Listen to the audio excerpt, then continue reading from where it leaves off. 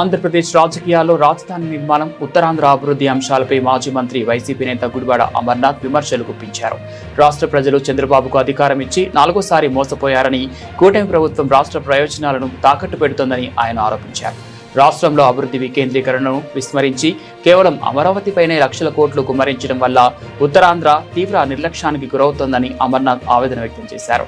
లక్షల కోట్ల రూపాయలతో నిర్మిస్తున్న అమరావతి నగరం ఎప్పటికీ పూర్తవుతుందో ఎవరికీ తెలియదని, అది భవిష్యత్తులో జనసంచారం లేని గోస్ట్ క్యాపిటల్ గా మారే ప్రమాదం ఉందని ఆయన హెచ్చరించారు. ఈ సందర్భంగా మలేషియాలోని పుత్రజయ నగరాన్ని ఆయన ఉదాహరణగా పేర్కొన్నారు. కేవలం భవనాలు కడితే సరిపోదని, ప్రజా జీవనం లేకపోతే ఆ నగరం నిరర్థకరమవుతుందని అభిప్రాయం వ్యక్తం చేశారు.